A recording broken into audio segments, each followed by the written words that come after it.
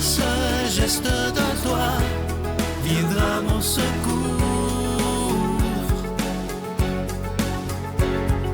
Viens semer dans mon âme le grain de l'amour. Je traverse un désert et je meurs de soif.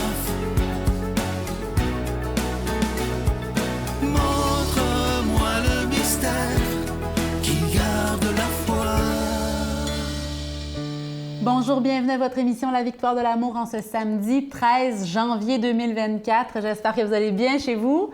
On rejoint tout de suite pour sa chronique l'abbé Stéphane Roy et à l'homélie, ce sera l'abbé Emmanuel Zépino.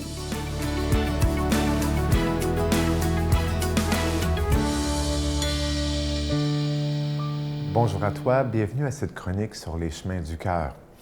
Bon samedi.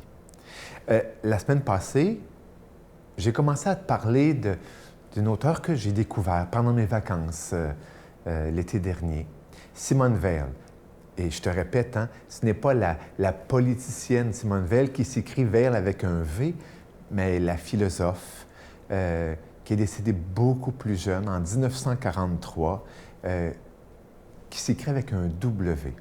Et on dit même d'elle qu'elle était non seulement philosophe, mais une activiste. Elle a vraiment mis les mains dans la pâte et une mystique. Et c'est seulement qu'après sa mort que Albert Camus, le grand philosophe et romancier Albert Camus, a publié de lui-même son livre majeur qui s'appelle L'Enracinement. Et les racines, je trouve ça très important d'en parler. J'ai été attiré, entre autres, par le titre. Pourquoi? Parce que il s'agit de la vitalité d'une plante, les racines, mais aussi de la solidité d'une plante ou d'un arbre. Un arbre aux racines peu profondes, avec les vents, moindrement les bourrasques, va se déraciner, va tomber. Et j'aime à penser que dans ce temps de bourrasques de toutes sortes, eh bien, c'est bon de regarder nos propres racines. Et puis, en même temps, dans un temps où la morosité qui est proche du mot mort, eh bien, on peut questionner justement notre vitalité et les fruits que l'on peut donner. Eh bien, on peut revoir aussi nos racines. Et pour Simone Weil, il y a des lieux d'enracinement, il y a des liens d'enracinement. Et elle en énumère 4 que j'aimerais survoler avec toi. Oui, regardez. Et le premier, c'est le matériel, le lien matériel. Et pour elle, qu'est-ce que c'est que ce lieu d'enracinement, que le matériel? Eh bien, ce ne sont pas les choses en tant que telles, c'est la nature. C'est la nature. Ça peut paraître simple de dire ça, mais ça ne l'est tellement pas. Il y a des gens, ça fait des années qu'ils n'ont pas été dans la nature.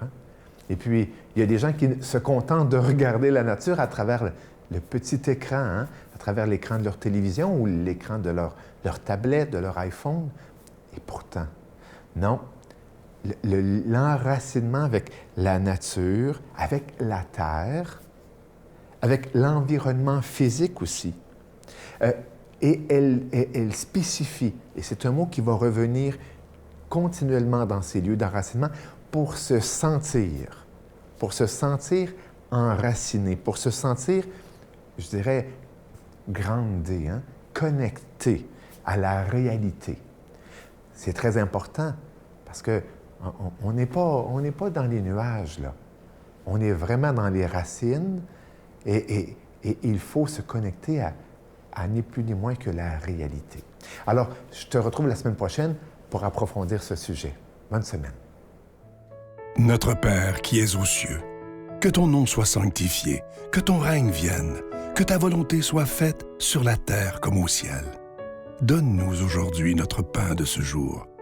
Pardonne-nous nos offenses, comme nous pardonnons aussi à ceux qui nous ont offensés. Et ne nous laisse pas entrer en tentation, mais délivre-nous du mal, car c'est à toi qu'appartiennent le règne, la puissance et la gloire pour les siècles des siècles. Amen. La Victoire de l'amour vous invite à venir vivre des moments inoubliables en Italie en compagnie du Père Michel Marie, Christine Michaud, Miguel Padilla et Sylvain. Nous visiterons Venise, Padoue, Florence, Sienne, Assise et Rome, la ville éternelle. Célébration eucharistique avec le Père Michel Marie. Nous assisterons aussi à l'audience générale avec le Pape François au Vatican, du 2 au 13 juin 2024, avec Spiritour au 514-374-7965 ou 1-866-331-7965.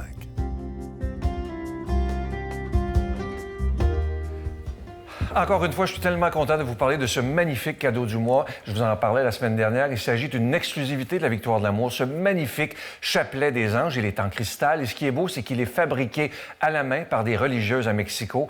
Et ce que je trouve, évidemment, que les religieuses sont très, très contentes qu'on fasse affaire avec eux parce que eux, ça leur permet également d'aider les plus pauvres dans leur pays. Alors, merci de tout cœur de ce que vous faites pour la Victoire de l'amour. Et je vous rappelle ce qu'on pourrait avoir comme objectif en 2024. Vous savez qu'on est abonné à toutes sortes d'affaires. Hein? Vous le savez, regardez autour de vous, je n'ai pas besoin de vous nommer des abonnements qu'on a. Mais si on décidait en 2024 de dire, je vais aussi avoir un abonnement pour la foi, et je pense que c'est le plus important. Réfléchissons à ça ensemble. Un abonnement pour la foi. Et quoi de mieux que d'aider la Victoire de l'amour parce qu'on est là 7 jours par semaine grâce à chacun et chacune d'entre vous. Je vous rappelle que vous recevrez ce magnifique chapelet avec un don de 25 $, et si vous en voulez deux, avec un don de 40 $, je vous donne l'adresse, la Victoire de l'amour, case postale 120, succursale Boucherville à Boucherville, le J4B 5E6, je vous la redonne, la Victoire de l'amour, case postale 120, succursale Boucherville à Boucherville, le J4B 5E6. Également par téléphone, par carte de crédit du lundi au jeudi de 8h à 17h dans le 514-523-4433, 523-4433 ou sans frais le 1-888-811-9291, 1-888-811-9291 et aussi sur notre site Internet. Vous savez que c'est une façon sécuritaire, rapide et efficace de faire votre don. C'est le www.lavictoiredelamour.org. Alors, je vous rappelle ce magnifique cadeau du mois, le chapelet des anges en cristal qui est fabriqué à la main et qui est déjà béni. Merci de tout cœur.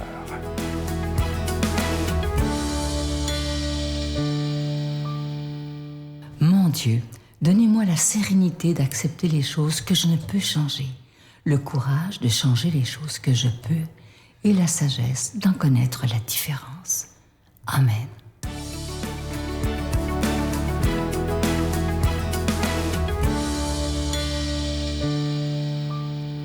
Le Seigneur soit avec vous. Évangile de Jésus-Christ selon saint Marc. Jésus sortit de nouveau sur le rivage du lac. Toute la foule venait à lui, et il les instruisait. En passant, il aperçut Lévi, fils d'Alphée, assis à son bureau de publicain, c'est-à-dire collecteur d'impôts. Il lui dit, « Suis-moi. » L'homme se leva et le suivit. Comme Jésus était à table dans sa maison, beaucoup de publicains et de pécheurs vinrent prendre place avec Jésus et ses disciples, car il y avait beaucoup de monde. Même les scribes du parti des pharisiens le suivaient aussi, et voyant qu'il mangeait avec les pécheurs et les publicains, il disait à ses disciples, « Il mange avec les publicains et les pécheurs. » Jésus, qui avait entendu, leur déclara, « Ce ne sont pas les gens bien portants qui ont besoin du médecin, mais les malades. Je suis venu appeler non pas les justes, mais les pécheurs. » Acclamons la parole de Dieu. On nous dit que le Seigneur instruisait. Et je trouve ça beau qu'il y ait ces deux exemples dans l'Évangile, parce que c'est certain qu'avec Jésus, il y avait une foule qui le suivait. Donc, il y avait ces enseignements qu'il donnait par ses paroles. Donc, on connaît les différents passages de la Bible, comme par exemple les béatitudes ou différentes paraboles qu'il a enseignées pour porter un message. Donc, Jésus enseignait avec ses paroles. Mais en même temps, Jésus vient ici et il les instruit par ses gestes, par son expérience de vie. Et c'est là où on a besoin de l'un et de l'autre. Être capable de suivre Jésus, ça veut dire le suivre dans ses paroles, mais également dans ses gestes. Et ici, dans les gestes qu'il va poser, c'est quelque chose qui s'oppose à la réalité du temps et à la pratique du temps. Tout était bien divisé et tout était facile à comprendre. Comme bon juif, tu ne pouvais t'asseoir qu'avec ceux-ci et non avec ceux-là. Comme homme juste, il ne fallait pas que tu te mêles avec les pécheurs ou avec telle autre personne, de peur justement qu'il y ait une manque de purification, un manque de... Et finalement, bien, en se divisant, on s'éloignait l'un de l'autre. Et qu'est-ce que le Seigneur est venu faire? Il est allé s'asseoir au milieu des pécheurs. Pour donner un témoignage, pour donner une image et un geste très concret. L'important dans tout cela, c'est l'expérience de vie. Être capable d'expérimenter, de vivre ce moment-là, être capable d'aller plus loin que des préjugés ou que des visions ou que des critiques ou que des commentaires que les personnes font. Et Jésus, en le faisant, il le savait très bien.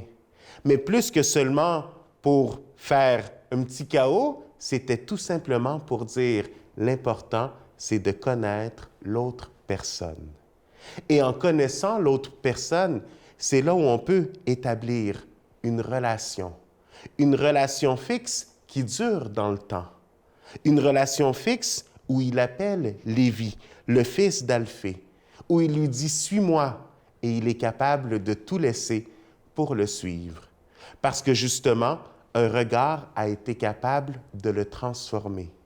Un regard a été capable de lui dire « Tu vaux la peine, viens et suis-moi, sois mon disciple ». Donc, à notre tour, comment sommes-nous capables non seulement de faire des choses comme ça pour provoquer, mais tout simplement pour présenter cet amour de Dieu qui est plus grand? Comment sommes-nous capables de porter ce regard du Christ envers les autres personnes? Sommes-nous capables de grandir dans l'unité? Sommes-nous capables de vivre ces moments de rencontre?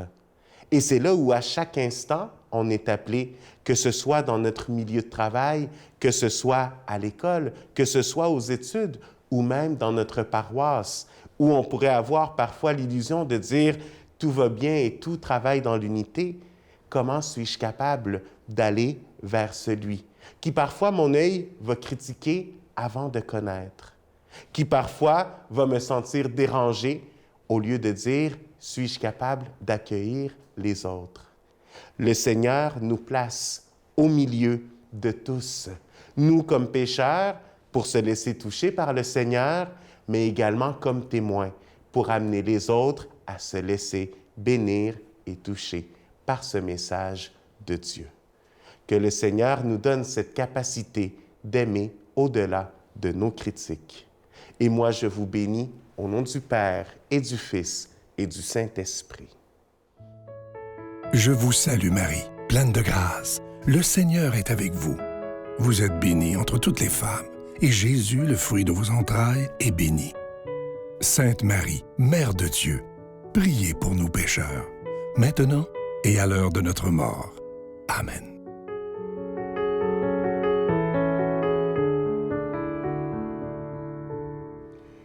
Je pense que c'est important en ce début d'année de se rappeler souvent que l'essentiel, c'est l'amour.